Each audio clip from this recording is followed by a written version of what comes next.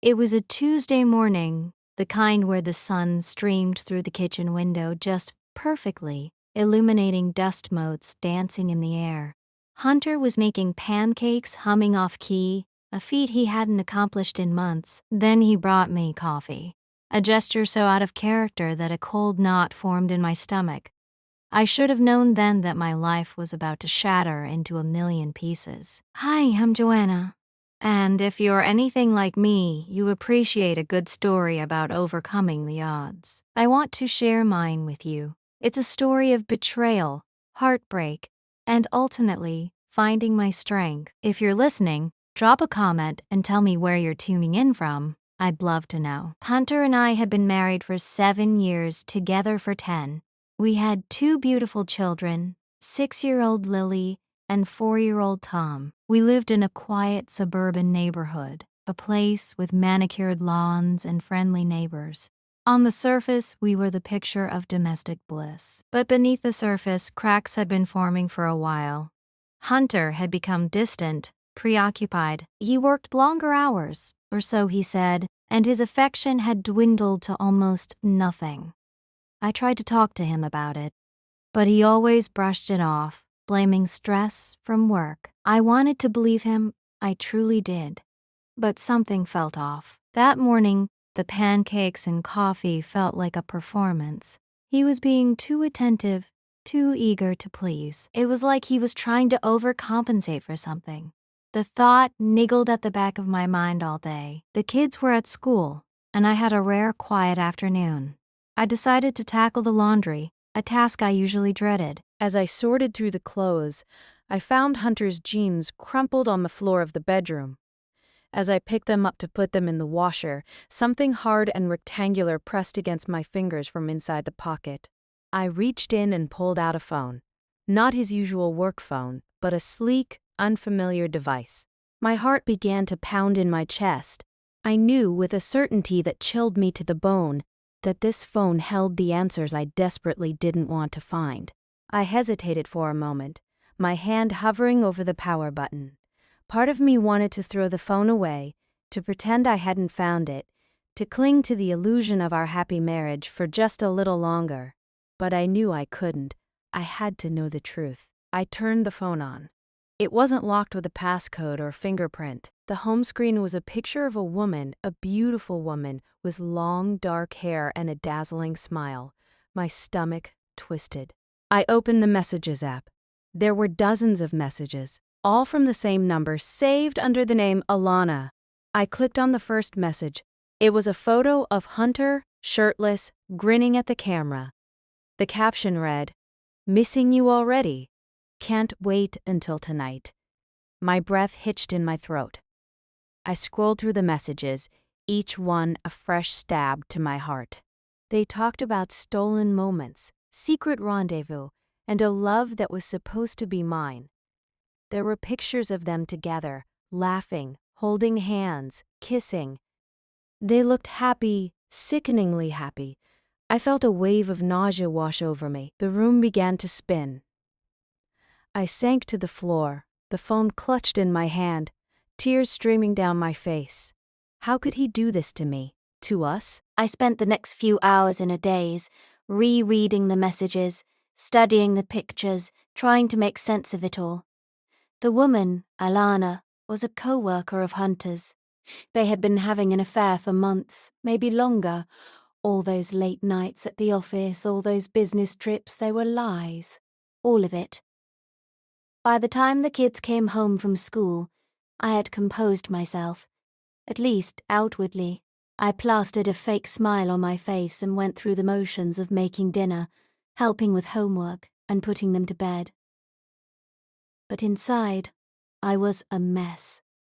I waited for Hunter to come home. I knew I couldn't keep this bottled up any longer. I needed answers. I needed to confront him. He walked in the door at 7:30 p.m., looking tired but relaxed. "Hey, honey," he said, giving me a peck on the cheek. "How was your day?" "Don't," I said, my voice shaking. "Just don't." He frowned. "What's wrong?" I held up the phone. This is wrong, Hunter. This is everything that's wrong. He paled. He knew. He knew that I knew. Joanna, I can explain, he stammered. Explain what? Explain how you've been lying to me for months. Explain how you've been betraying our marriage. Explain how you've been risking everything for a cheap affair. He didn't say anything. He just stood there, looking guilty and ashamed. Who is she, Hunter? I demanded. Who is Alana? He sighed. She's just someone I work with. Just someone? Is that what you call the woman you've been sleeping with? It just happened, Joanna. It wasn't supposed to. It wasn't supposed to. Did you think I wouldn't find out? Did you think you could just get away with this? I'm sorry, he said, his voice barely a whisper. I messed up. Messed up? You broke my heart. That's more than just messing up. The argument escalated quickly. We yelled. We screamed. We said things we couldn't take back. I accused him of being selfish, dishonest, and cruel. He accused me of being controlling, insecure, and demanding. It was the worst fight we had ever had. Finally, he grabbed his keys and stormed out of the house. I need some space, he said, slamming the door behind him. I stood there for a long time, staring at the closed door, tears streaming down my face. He was gone. He had chosen her over me, over our children, over our family. I didn't sleep that night. I tossed and turned, replaying the argument in my head, wondering where I had gone wrong. Had I not been good enough? Had I not been attentive enough? Had I driven him into her arms? The next morning, I called my sister, Amber. She was my best friend, my confidant, the one person I could always count on. Amber. He cheated, I said, my voice breaking. Hunter cheated on me. There was a long silence on the other end of the line. Oh, Joanna, she finally said. I'm so sorry. I'll be right there. Amber arrived at my house an hour later, armed with tissues, chocolate, and a listening ear.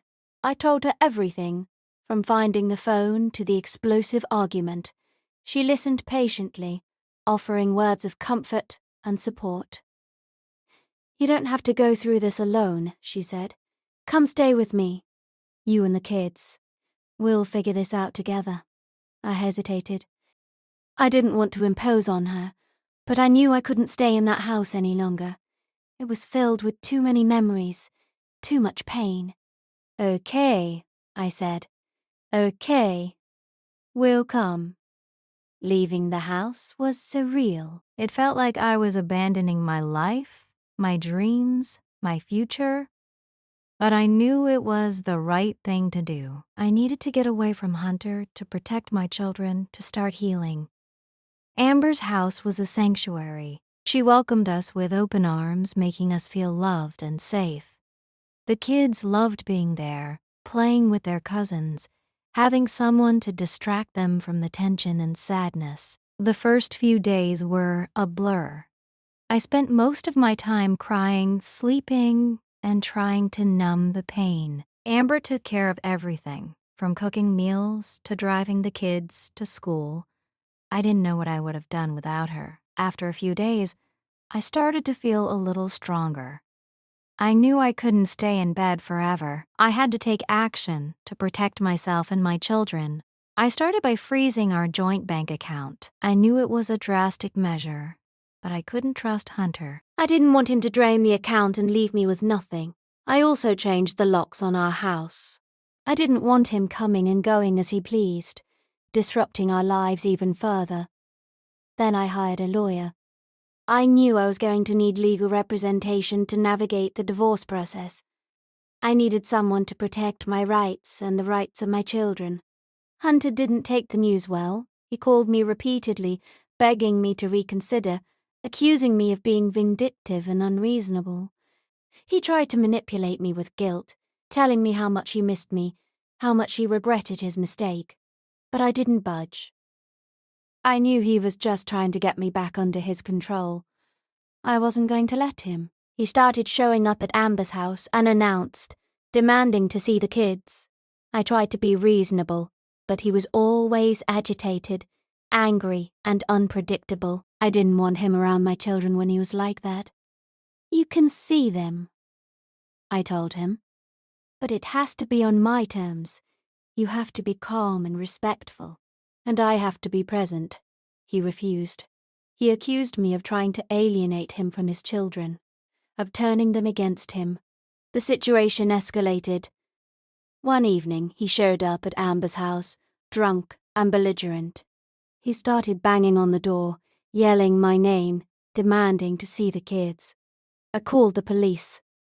They arrived quickly and escorted him off the property. I filed a restraining order against him, preventing him from coming near me or my children. His family got involved. His mother called me, berating me for ruining her son's life. His sister sent me hateful messages, accusing me of being a gold digger. They tried to guilt me into forgiving him, into giving him another chance. But I stood my ground. I knew I was doing the right thing. I wasn't going to let them bully me into staying in a toxic relationship. I started the process of filing for legal separation.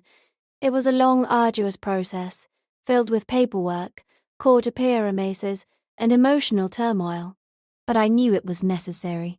I needed to legally separate myself from Hunter, to protect my assets and my future. Despite the restraining order, Hunter continued to harass me. He sent me emails, texts, and voicemails begging me to talk to him, threatening to take me to court, and generally making my life miserable. I blocked his number, but he kept finding ways to contact me. He even created fake social media accounts to stalk me online. I felt like I was living in a constant state of anxiety. I was always looking over my shoulder, wondering when he would show up next. I realized I couldn't stay at Amber's house forever. I needed to find a place of my own, a place where I could feel safe and secure. But finding an affordable apartment on my own was difficult. I had been a stay-at-home mom for years, and I didn't have a lot of savings. My parents offered to help. They invited me and the kids to move in with them. I hesitated at first. I didn't want to burden them, but I knew it was the best option for my children. Moving in with my parents was a relief. They provided a stable and supportive environment for me and the kids. They helped with childcare, cooking, and errands. They gave me the space and time I needed to heal and rebuild my life. As the divorce proceedings began, Hunter's behavior became increasingly erratic. He refused to cooperate, demanding unreasonable terms and dragging out the process as long as possible. He tried to take custody of the children, claiming that I was an unfit mother. He accused me of being mentally unstable, of neglecting my children, and of alienating them from him. I was devastated. I loved my children more than anything in the world, and the thought of losing them terrified me. I fought back. I hired a seasoned attorney who specialized in family law, and I gathered evidence to prove that I was a good and loving mother. I presented testimony from teachers, friends, and family members who could attest to my character and parenting skills. The judge ruled in my favor. He granted me primary custody of the children, with Hunter having limited visitation rights. Hunter was furious. He appealed the decision, but the appellate court upheld the original ruling. He then started targeting my finances. He refused to pay child support, claiming that he couldn't afford it. He tried to hide assets to prevent me from getting my fair share of the marital property. It was exhausting and expensive, but I refused to give up. I was determined to get what I deserved, for myself and for my children. The final straw came one evening when Hunter showed up at my parents' house, uninvited and unannounced. He started banging on the door, yelling my name, demanding to see the kids. My father opened the door and told him to leave. Hunter refused. He started shouting obscenities, threatening my father, and creating a scene in the neighborhood. I called the police. They arrived quickly and arrested Hunter for violating the restraining order and disturbing the peace. That was it. I was done. I was finished with Hunter, with his lies, with his abuse. I decided to move forward with the divorce, no matter what it took. The divorce was finalized 6 months later. I was granted primary custody of the children. along with child support and a fair share of the marital assets. Hunter was ordered to attend anger management classes and to undergo a psychological evaluation. He was also prohibited from contacting me directly. It wasn't the happy ending I had once dreamed of, but it was a new beginning. I was free. I was safe. I was in control of my own life. I found a small apartment near my parents' house. It wasn't much, but it was ours. It was a place where we could start over, where we could create new memories, where we could heal. I went back to school, taking classes online while the kids were at school. I wanted to get a degree, to find a good job, to provide a better future for my children. It wasn't easy. I was a single mom, juggling school, work, and childcare. But I was determined to succeed. I wanted to show my children that they could overcome anything, that they could achieve their dreams, no matter what challenges they faced. Over time, I started to heal. The pain of the betrayal began to fade. The anger and resentment subsided. I learned to forgive, not for Hunter's sake, but for my own. I realized that I couldn't change the past, but I could control the future. I could choose to be happy, to be strong, to be a good mother. I started dating again, cautiously, slowly. I met some nice men, but none of them felt right. I wasn't ready to settle down, not yet. I needed to focus on myself, on my children, on my future. One day I met someone special. His name was David. He was kind, compassionate, and supportive.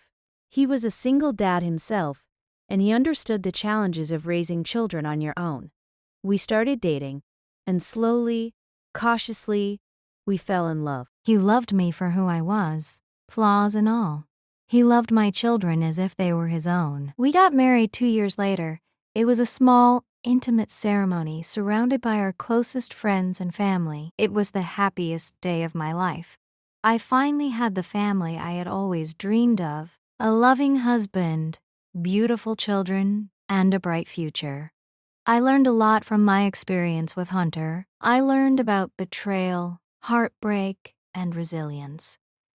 I learned about the importance of self-respect, self-reliance, and self-love. I learned that I was stronger than I thought I was, that I could overcome anything, that I could create a happy and fulfilling life, even after the most devastating of losses.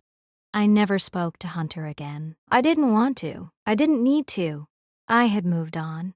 I had found peace. I had found happiness. And that's when I realized some people try to tear you down, but you have the power to rise above it all and rebuild stronger than before. If you enjoyed my story, please subscribe to the channel for more such stories.